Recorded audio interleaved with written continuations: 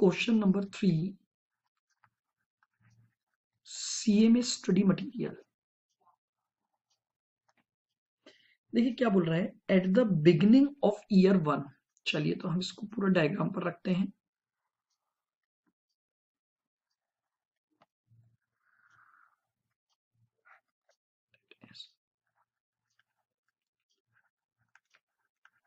Beginning of year 1, x limited grant options to 200 employees. आपके जो employees हैं वो हैं 200। The share option will vest at the end of year 3। ये year 1 है, यहां ईयर 2 है और यहां ईयर 3 है। जो ऑप्शन वेस्ट होंगे वो यहीं पर होंगे। Option vest provided that employee remain in the entity's employment and provided that revenue of the company increases by at least at an average of 8% per year। और आपकी जो रेवेन्यू है वो एट लीस्ट 8% होनी चाहिए। if the percentage of in revenue is 8% and above but below the 10% आइएगा। अब हम बात करते हैं रेवेन्यू पर। अगर 8 से 10 के बीच में रेवेन्यू जाती है तो हर एम्प्लॉय को 120 ऑप्शंस मिलेंगे। ऑप्शन मिलेंगे 120। आइए, इफ 10% एंड अबव 10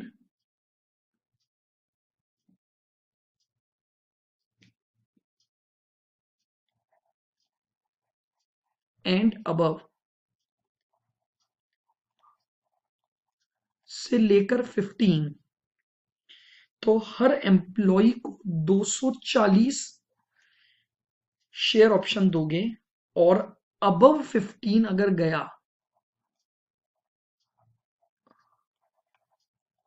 अगर अबव 15 गया तो आप हर एम्प्लॉय को 360 दोगे। ठीक है। On grant date x limited estimate that the share options have a fair value of 40 per share. ये लीजिए, आपको फेयर वैल्यू दी हुई है ₹40 per share, and also estimate that 16% of the employees will leave before the end of year 3।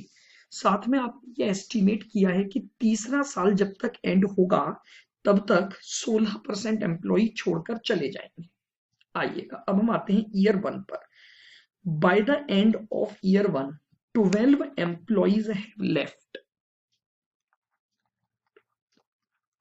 लीजिए, left है 12 employees and the entity still expect that a total 32 employees will leave by the end of year 3। समझिएगा, 3 सालों तक में total 32 छोड़कर जाएंगे, तो 12 तो जा चुके हैं, तो विल लीव कितना होगा?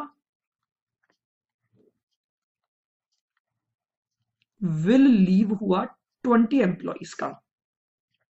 ठीक है, क्लियर बिल्कुल। रेवेन्यू जो है वो 12% रही है,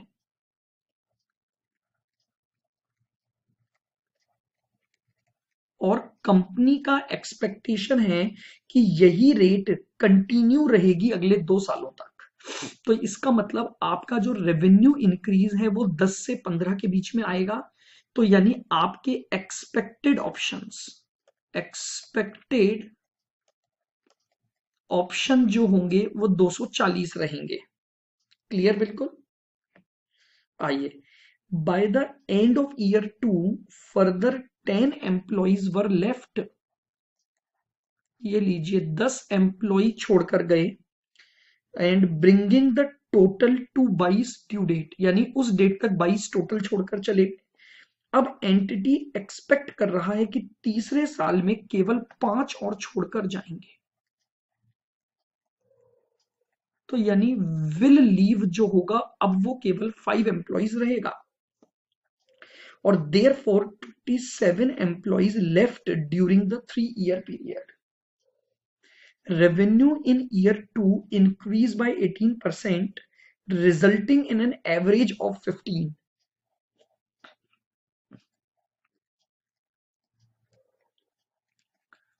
एक्चुअल 18% आया तो आपका जो एवरेज है वो 15 हो जाएगा. ठीक है, अब अगर 15 हो गया तो आपके जो एक्सपेक्टेड नंबर ऑफ ऑप्शंस हैं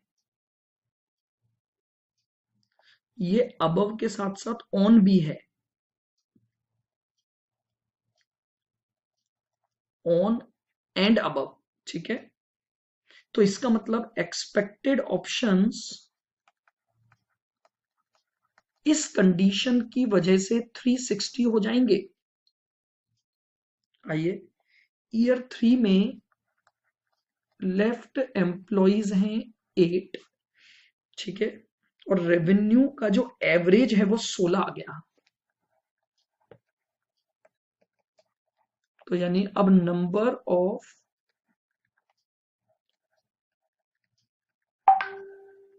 ऑप्शंस जो हैं वो आपके 360 रहेंगे. ये लीजिए, ये तो हमारे पास जो हमारे स्टडी मटेरियल का क्वेश्चन है उसकी हमने एक डायग्राम फ्रेमिंग कर दी है. देख लें यहां तक सभी.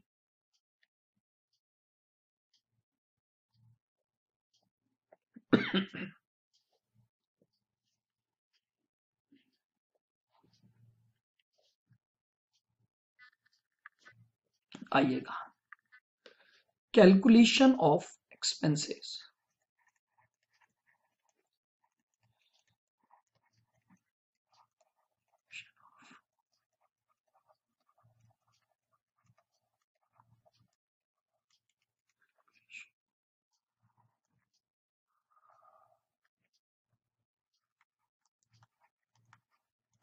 ईयर 1 का खर्चा देखिएगा. टोटल 200 एम्प्लॉय हैं, 12 चले गए और 20 और जाएंगे. अकॉर्डिंग टू द एक्सपेक्टेशन एक एम्प्लॉय को आप 240 शेयर्स दोगे. एक शेयर की फेयर वैल्यू 40 है, डिवाइडेड बाय 3 इंटू 1. निकालिए क्या वैल्यू आ गई. 200 minus 32 into 240 into 40 divided by 3, 537 600.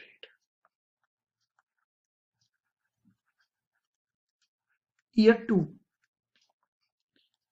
200 employees 12 छोड़कर गए, माइनस 10 छोड़कर गए, माइनस 5 और जाएंगे, इनटू नंबर ऑफ ऑप्शन अब हमें 360 देने पड़ेंगे, इनटू 40 डिवाइडेड बाय 3 इंटू 2. निकालिए टोटल कितना आएगा ये. 200 minus 12 minus 10 minus 5 into 360 into 40 divide by 3 into 2. ये आ जाएगा 16,60,800.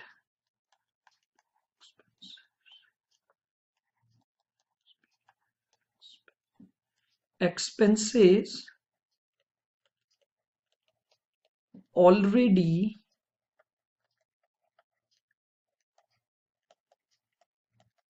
recognized. अब हमने जो ऑलरेडी खर्चे बुक किए वो 537,600. ये आपका करंट ईयर एक्सपेंस आ जाएगा.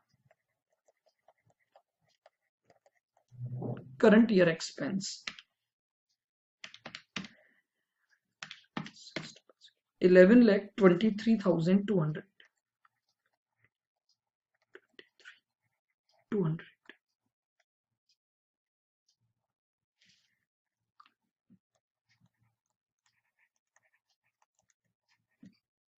ईयर 3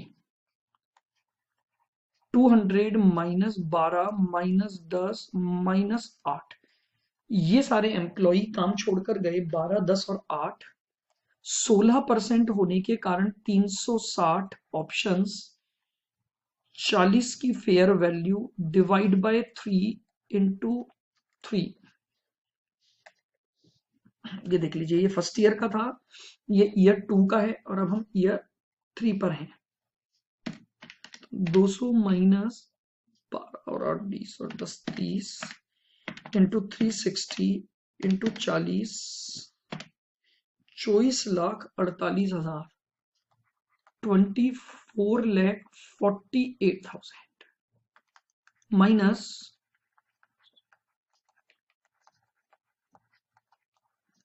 expenses already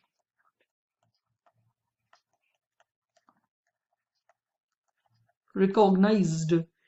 हमने प्रीवियस ईयर तक कितने खर्चे लिख दिए हैं? 16,60,800। ये लीजिए, ये आपके पास करंट ईयर एक्सपेंस है, करंट ईयर एक्सपेंसेस 787,200।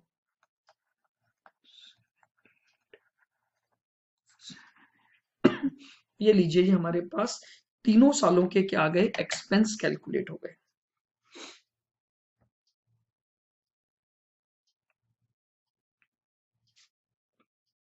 क्लियर है बिल्कुल?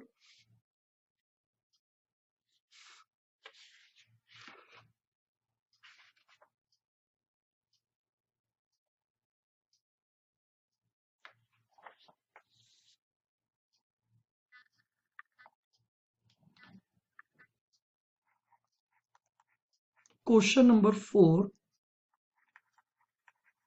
सीए में स्टडी मटेरियल।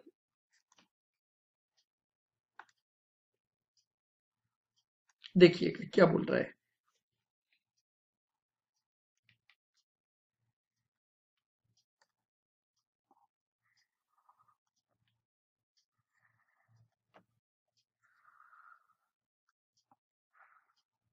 देखिए, at the beginning of year 1, ये है beginning of year 1, an entity grants to a senior executive 10,000 share options. हमने जो नंबर ऑफ ऑप्शंस दिए हैं सामने वाले को, वो है 10,000। Conditional upon that executives remaining in the entity's employment until the end of year 3, that is year 1, that is year 2 और that is year 3, यानी वो कंटिन्यूस एम्प्लॉयमेंट में रहेगा।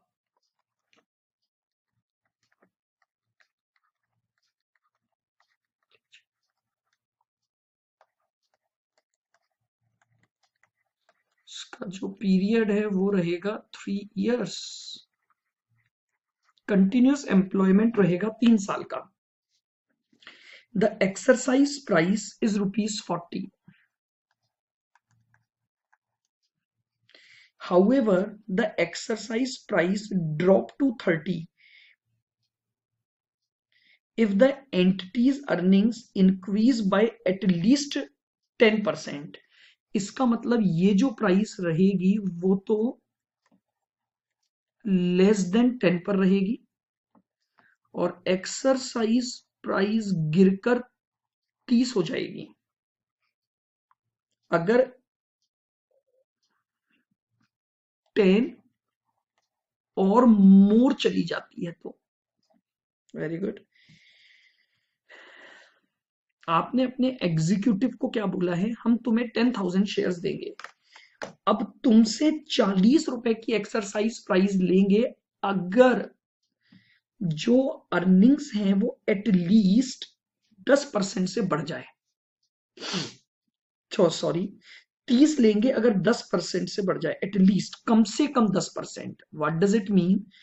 अगर आपके पास अर्निंग्स का परसेंटेज लेस देन 10 रहता है तो 40 रुपए की एक्सरसाइज प्राइस रहेगी, और अर्निंग्स अगर 10 और उससे ज्यादा चली जाती है तो एक्सरसाइज प्राइस 30 हो जाएगी। ग्रांट डेट पर फेयर वैल्यू ऑफ ऑप्शन जहां पर एक्सरसाइज प्राइस 30 है 16 रुपए रहेगी, और जहां पर 40 रुपए है वहां पर 12 रुपए रहेगी। During the year 1 the entities earnings increased by 12%, and the entity expect that earning will continue to increase at this rate over the next 2 years.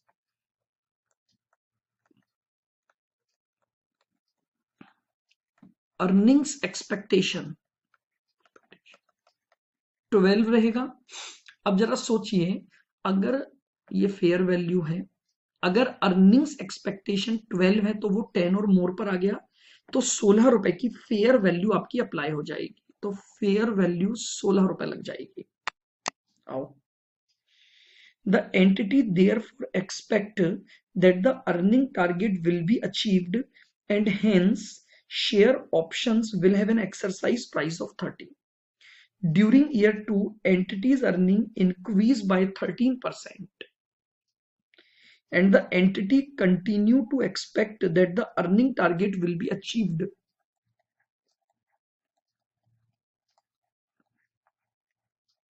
Earnings expectation जो है वो आपकी अब 13% रहेगी।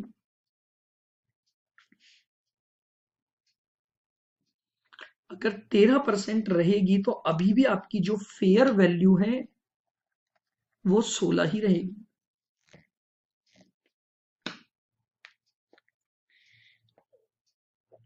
अर्निंग्स जो इंक्रीज हुई, एक्चुअल इंक्रीज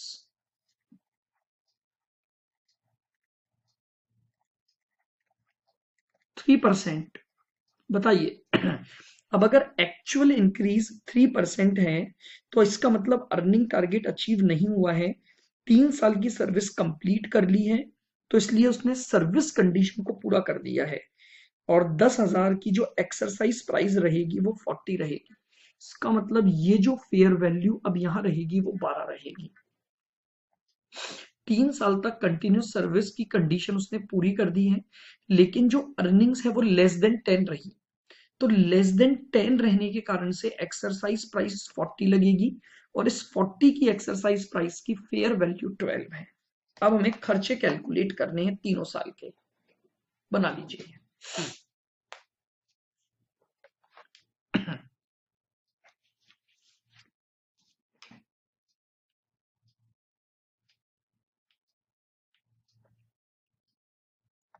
चलिएगा,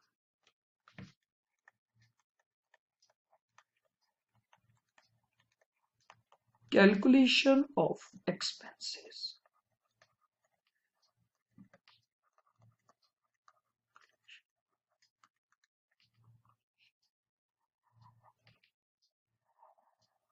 calculation of expenses.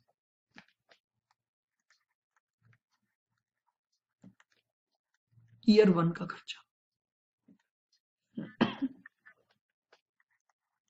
10,000 into 16 की fair value divide by 3 into 1। 10,000 into 16 divide by 53,333। ये मेरा पहले साल का खर्चा रिकॉग्नाइज हो जाएगा।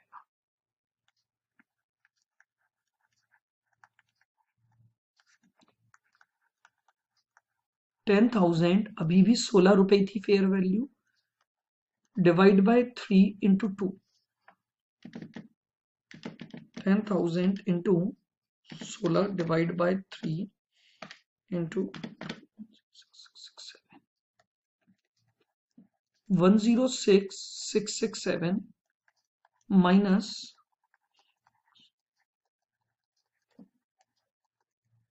expenses already recognized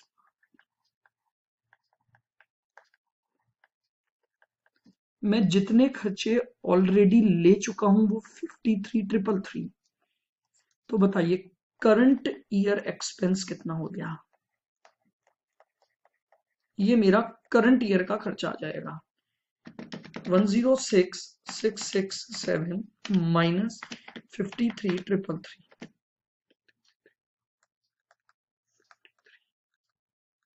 ये मेरा सेकेंड ईयर का खर्चा आ गया 53,334।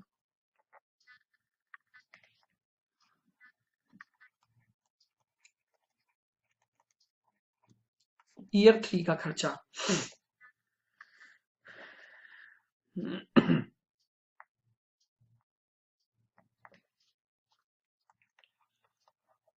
10,000 इंटू 12 क्यों हो गया, क्योंकि जो एक्चुअल इंक्रीज है वो आपका कितना हुआ था 3%। तो 1,20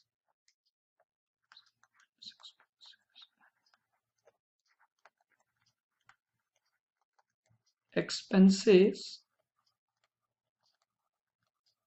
already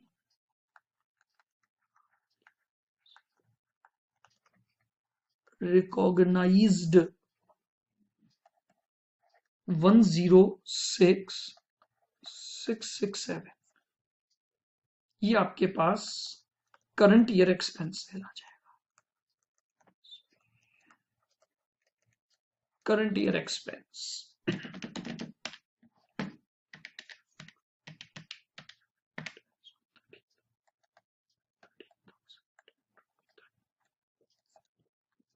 13,333।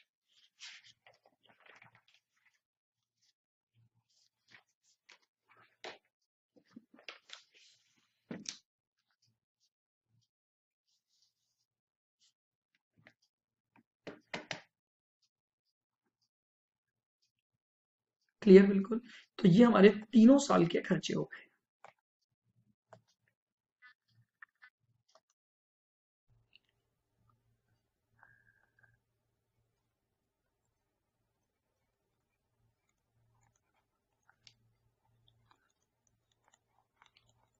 Transaction 5,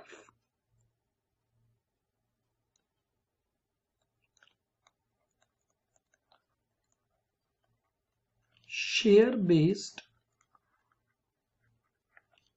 payment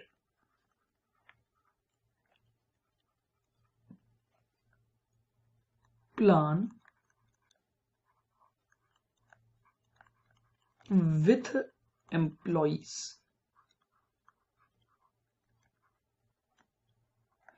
with employees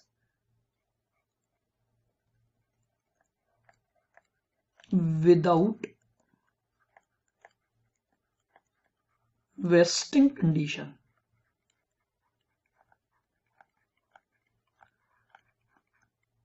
without wasting condition.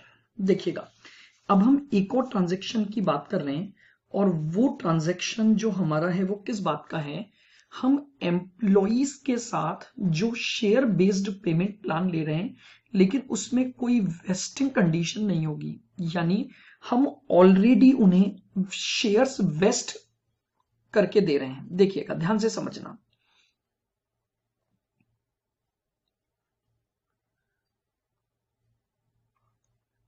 ये एक कंपनी है, ठीक है, और ये हैं इस कंपनी के एम्प्लॉइज।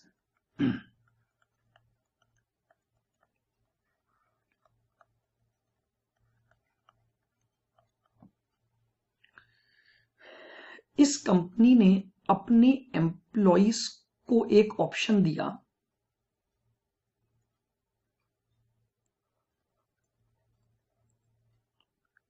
Offered 100 shares at ₹40। ठीक है, इस कंपनी ने अपने एम्प्लॉय को एक ऑप्शन दिया है कि तुम 100 शेयर्स ले लेना 40 रुपए के हिसाब से। अब इनके ऊपर कोई कंडीशन नहीं लगाई गई, इन्हें आज ये शेयर्स का ऑफर दे दिया गया है, लेकिन अब समस्या क्या है जरा सुनना। देखिए, अगर इन एम्प्लॉइज को आज ही आपने शेयर्स दे दिए, जिन शेयर की मान लेते हैं जो मार्केट प्राइस है वो 70 रुपए चल रही है, आपने बिना कंडीशन लगाए इन एम्प्लॉइज को क्या दे दिए, ये शेयर्स दे दिए, तो इसका मतलब ये शेयर्स इमीडिएटली वेस्ट हैं। ये आज क्या करेंगे, 40 रुपए में सस्ता शेयर खरीदेंगे और मार्केट में ले जाकर 70 रुपए में बेच देंगे। देखिए, एक एम्प्लॉई को शेयर होल्डर बनने में कोई इंटरेस्ट नहीं होता है। वो क्या देख रहा है कि यार मेरे ऊपर कोई वेस्टिंग कंडीशन नहीं है, मुझे आज 40 रुपए का शेयर मिल रहा है जिस शेयर की मार्केट कीमत 70 रुपए है, तो मैं क्या करूं कि आज ये शेयर 40 रुपए में खरीद लूं और इसे मार्केट में ले जाकर 70 रुपए में बेच दूंगा। अब ऐसा होने से जानते हैं क्या होगा कि जब ये एम्प्लॉई सस्ते दामों के शेयर खरीद कर इन्हें हाई प्राइस पर मार्केट में बेचेगा, तो कंपनी का जो शेयर की मार्केट प्राइस है वो डिक्रीज होने लग जाएगी। शेयर प्राइस विल फॉल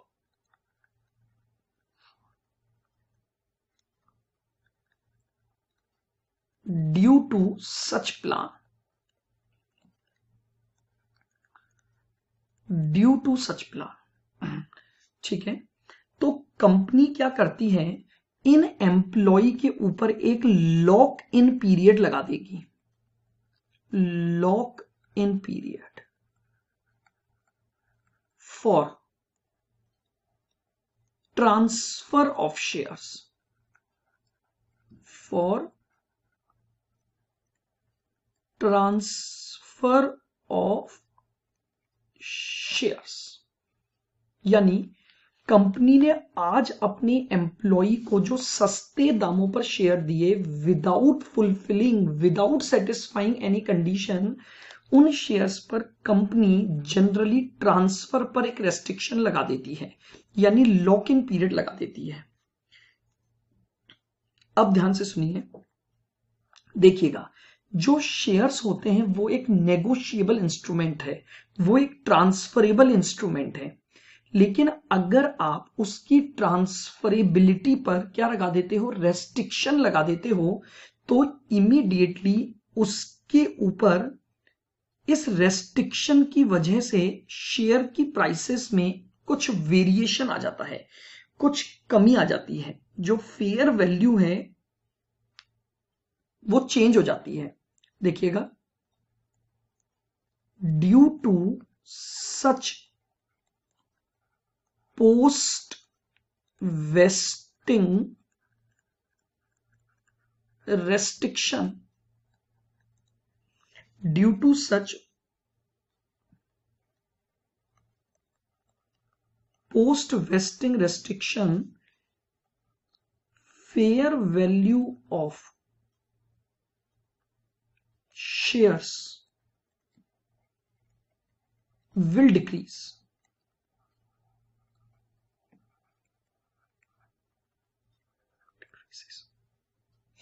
देखिए, एक बहुत सिंपल सा कॉन्सेप्ट होता है, जब आप अपने एम्प्लॉय को जो शेयर्स दे रहे हो, उन शेयर्स के ट्रांसफर पर आपने रेस्ट्रिक्शन लगा दिया, तो मार्केट में इस रेस्ट्रिक्शन की वजह से इस प्लान के तहत जो शेयर्स इशू किए जा रहे हैं, उन शेयर्स की जो फेयर वैल्यू है वो क्या हो जाएगी, कम हो जाती है, वो फेयर वैल्यू डिक्रीज हो जाएगी।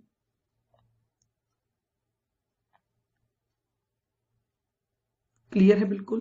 यानी अब ये प्लान जो है वो किस तरह से चलेगा, हम इन बातों को लिखते हैं, बट प्लान को समझिएगा, यहां पर कोई वेस्टिंग कंडीशन नहीं होगी, ऑलरेडी वेस्टेड शेयर्स ही एम्प्लॉय को मिलेंगे, बट एम्प्लॉय उन्हें ट्रांसफर न कर पाए, इस वजह से इन शेयर्स के ऊपर एक लॉक इन पीरियड लगा दिया जाता है, और due to the lock in period, due to the restriction on transfer, इस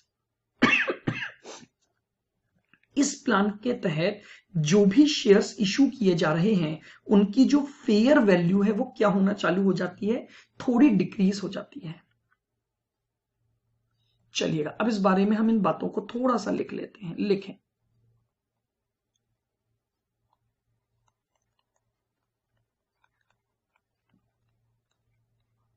whenever employer offered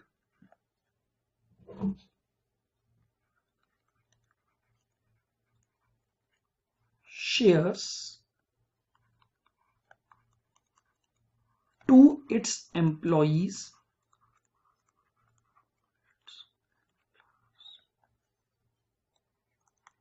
at lower price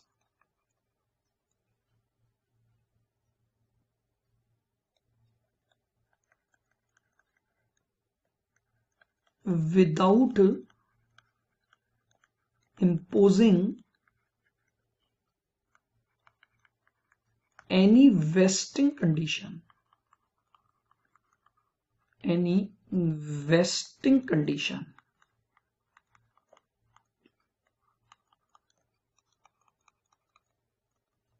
then such plan is known as ESPP.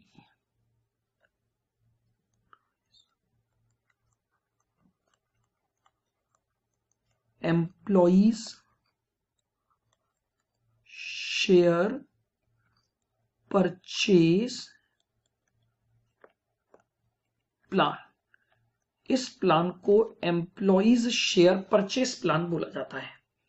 यानी आपने अपने एम्प्लॉय को सस्ते दामों के शेयर्स दिए हैं लेकिन बिना किसी वेस्टिंग कंडीशन को इंपोज किए, तो इस प्लान को क्या बोला जाता है, ईएसपीपी प्लान, यानी employees share purchase plan.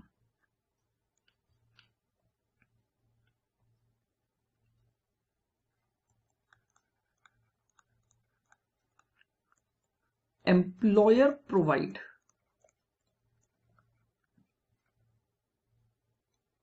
a short period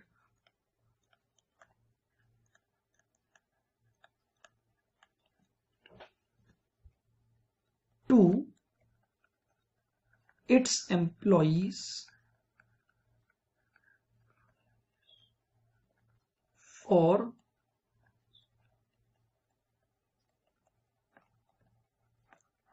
acceptance of this plan।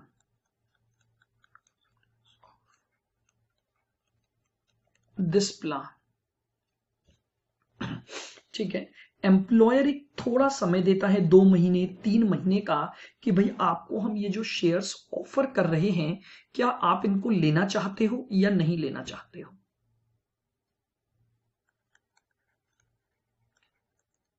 Shares issued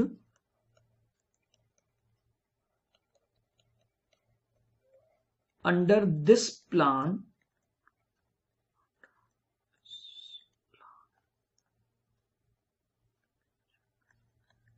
will be subject to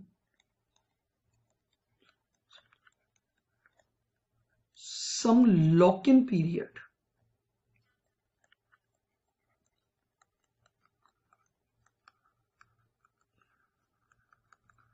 subject to some lock-in period।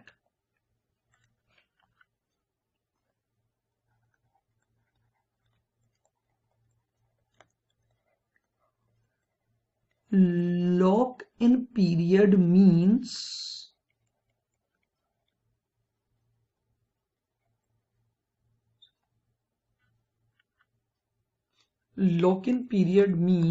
imposing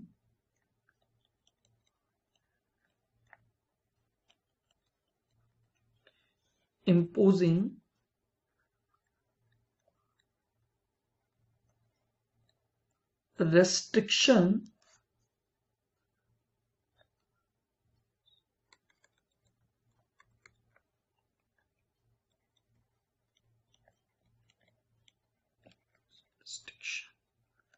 on transfer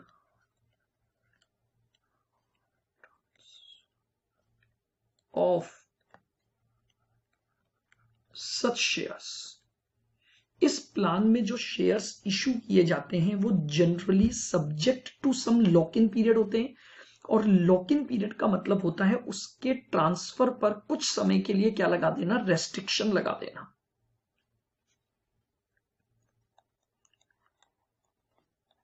due to such post wasting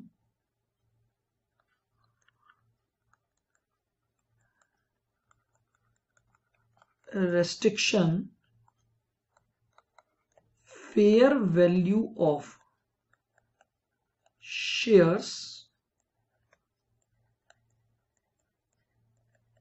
under this plan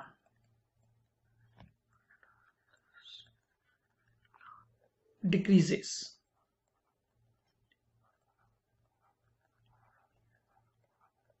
बहुत सीधी सी बात है, आपका जो share होता है वो एक transferable instrument होता है, लेकिन अगर उसके ट्रांसफर पर क्या लगा दिया गया, रेस्ट्रिक्शन लगा दिया गया है, तो उस रेस्ट्रिक्शन की वजह से इन शेयर्स की जो फेयर वैल्यू है वो क्या हो जाएगी, कम हो जाएगी।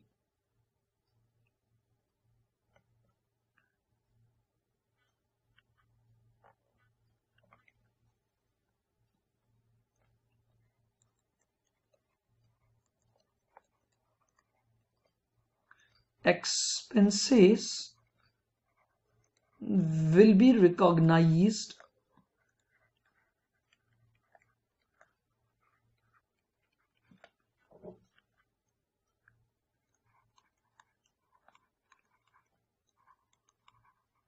considering fair value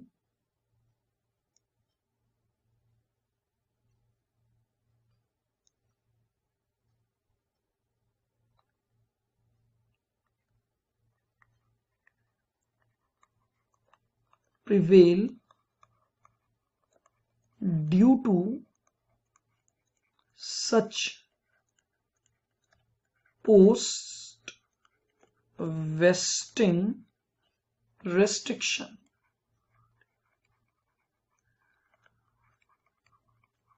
बहुत सीधी सी बात है, हम जो एक्सपेंसेस कैलकुलेट करेंगे इस प्लान में वो उस फेयर वैल्यू पर करेंगे जो फेयर वैल्यू इस पोस्ट वेस्टिंग रेस्ट्रिक्शन की वजह से आ रही है।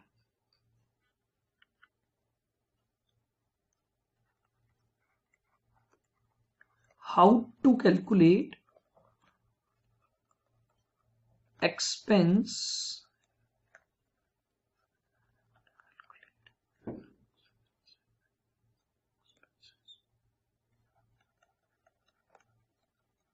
Under ESPP।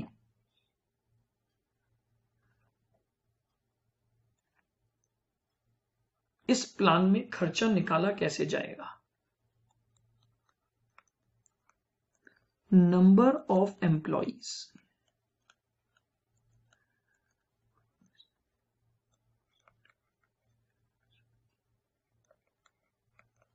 एक्सेप्टेड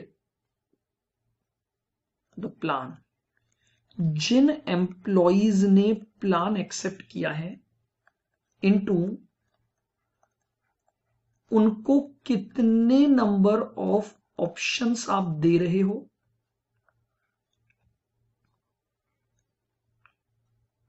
और into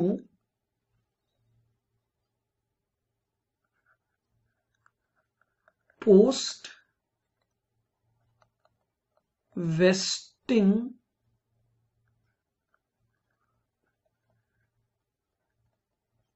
restriction price minus exercise price. ये लीजिए, ये हमारा खर्चे को रिकॉर्ड करने का तरीका आ जाएगा। जो भी नंबर ऑफ एम्प्लॉइज प्लान को एक्सेप्ट करेंगे, इनटू उनको कितने नंबर ऑफ ऑप्शंस दिए जाएंगे, और इनटू आप क्या करोगे, जो भी आपकी fair value minus exercise price है, जो भी आपकी पोस्ट वेस्टिंग रेस्ट्रिक्शन की फेयर वैल्यू है माइनस एक्सरसाइज प्राइस, उसके ऊपर हम खर्चा क्या कर देंगे, रिकॉर्ड कर देंगे।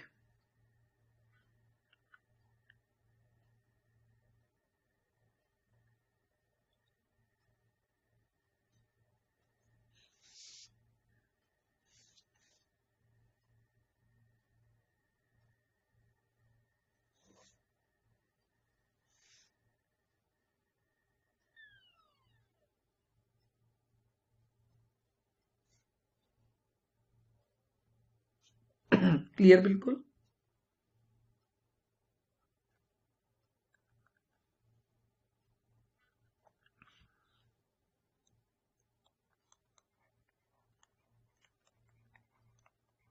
Journal entries,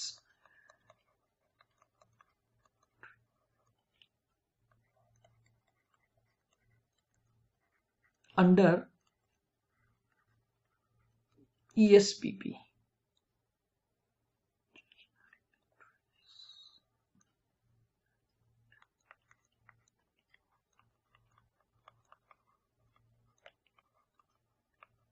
entry for expenses, entry for expense,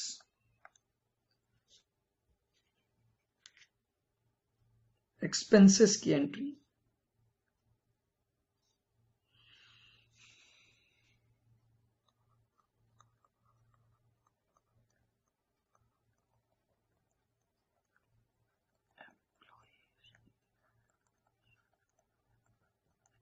employees expenses account debit to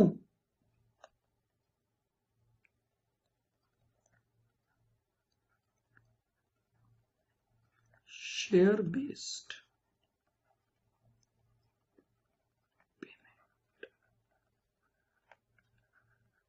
reserve account. ये हमारी सबसे पहली एंट्री हो जाएगी एक्सपेंसेस को रिकॉर्ड करने की। फिर उसके बाद नेक्स्ट एंट्री हमारी आएगी when exercise price received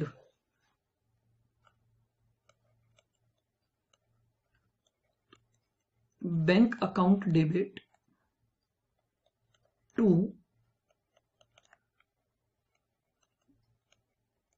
share based payment reserve account. ये आपकी एक्सपेंसेस को, सॉरी, ये आपकी एक्सरसाइज प्राइस रिसीव की एंट्री हो जाएगी। Entry number 3, when shares issued, अगर आप शेयर्स इशू कर रहे हैं,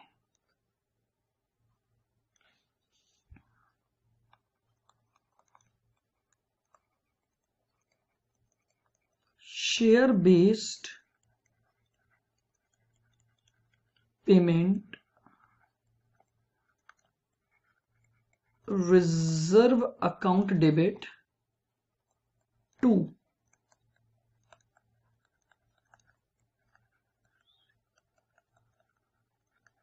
इक्विटी शेयर कैपिटल अकाउंट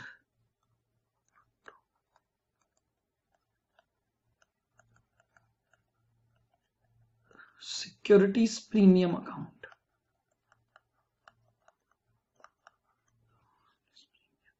ये आपकी शेयर्स इशू करने की एंट्री हो जाएगी।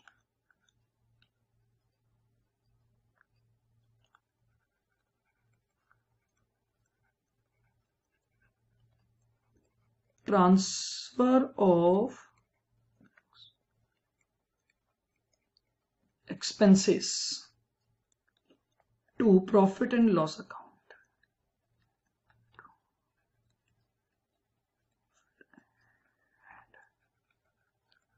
अब आपका जो एम्प्लॉइज एक्सपेंस था उसको हम कहां ट्रांसफर कर देंगे, P&L अकाउंट में ट्रांसफर कर देंगे।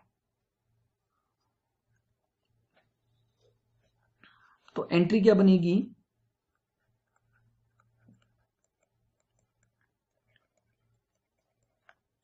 Profit and loss account debit to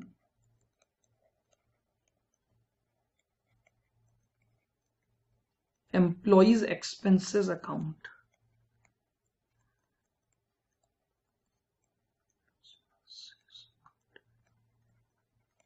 ये लीजिए, ये आपकी एंट्री हो जाएंगी अंडर ESPP प्लान या एम्प्लॉइज शेयर परचेस प्लान में।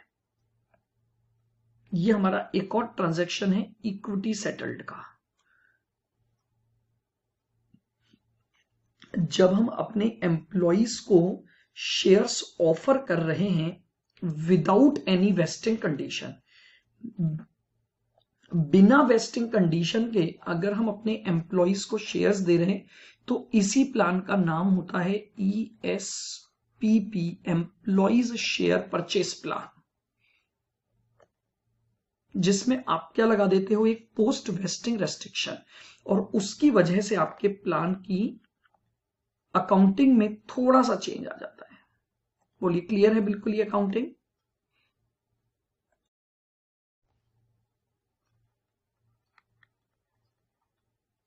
देखिए question number 18। On 1st April 2010 a company offered 100 shares to each of its 500 employees at ₹50 per share। Company ने अपने 500 एम्प्लॉइज को 100 शेयर्स ऑफर किए हैं ₹50 की एक्सरसाइज प्राइस पर। The employees are given a month to accept the offer, और employees को 1 महीने का टाइम दिया है इस ऑफर को सेलेक्ट करने के लिए। The shares issued under the plan shall be subject to a lock-in transfer for 3 years from the grant date। ये जो शेयर्स इस प्लान में इशू किए जाएंगे इन पर 3 साल का लॉक इन पीरियड है। मार्केट प्राइस ग्रांट डेट पर 60 है, लेकिन due to the post vesting restriction जो शेयर्स इस प्लान के तहत इशू किए जाएंगे उनकी वैल्यू 56 रहेगी। 400 एम्प्लॉइज ने ऑफर को एक्सेप्ट किया और उन्होंने ₹50 का पेमेंट कर दिया है। नॉमिनल वैल्यू 10 है। आपको एंट्रीज पास करनी है इस प्लान में। तो लीजिए सबसे पहले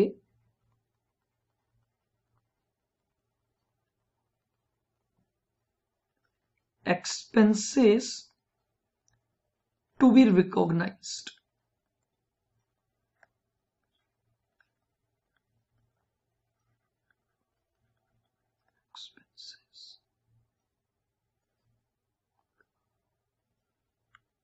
देखिएगा नंबर ऑफ एम्प्लॉइज हैं 400 जिन्होंने एक्सेप्ट किया, इनटू हर एम्प्लॉय को आप 100 शेयर्स दोगे, और इनटू आपका जो खर्चा बुक होगा 56 की प्राइस -50। 60 क्यों नहीं लेंगे, क्योंकि 60 तो तब थी जब वो शेयर्स फ्रीली ट्रांसफरेबल होते। इस प्लान पे रेस्ट्रिक्शन लग जाने की वजह से इस प्लान की प्राइस है 56।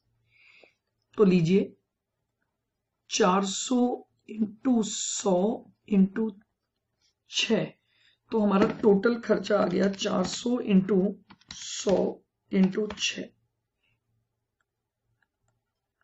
2,40,000 का खर्चा बुक हो जाएगा। लीजिए एंट्रीज डालते हैं।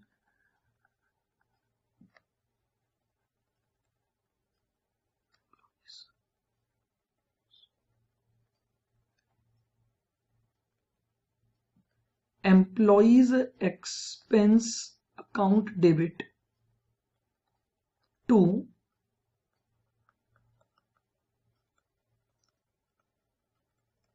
शेयर बेस्ड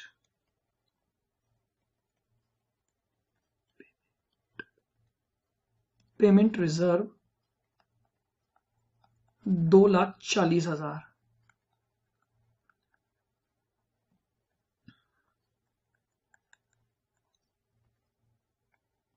नेक्स्ट एंट्री उनसे पैसा लेने की हो जाएगी, तो बैंक अकाउंट डेबिट टू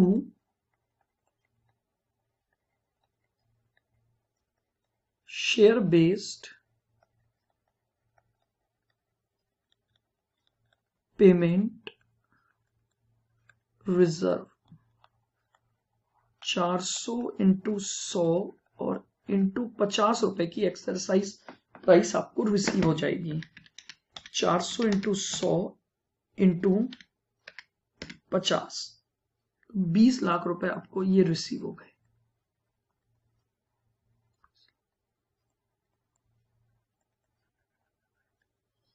ठीक है, 400 इंटू 100 इंटू 50 रुपए।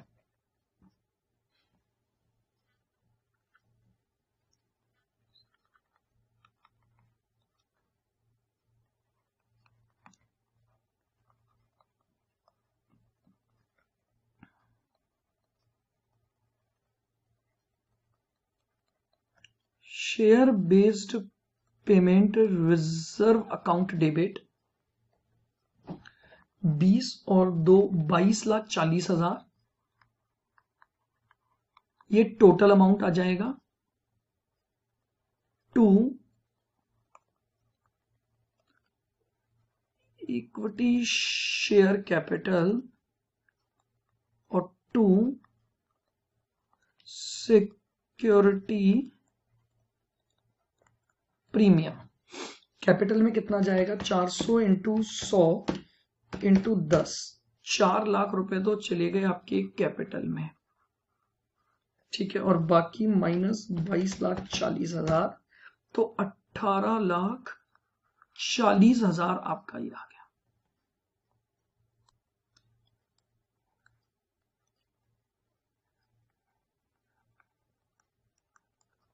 और last entry profit and loss account debit to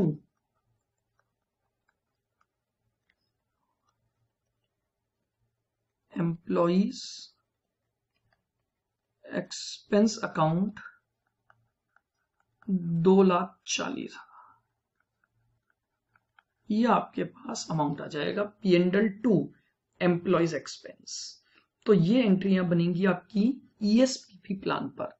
आप लिख सकते हैं ये जो क्वेश्चन है वो ESPP का है। कैसे पता लगा? ये क्लियर है बिल्कुल, क्योंकि कोई वेस्टिंग कंडीशन आपके पास नहीं थी।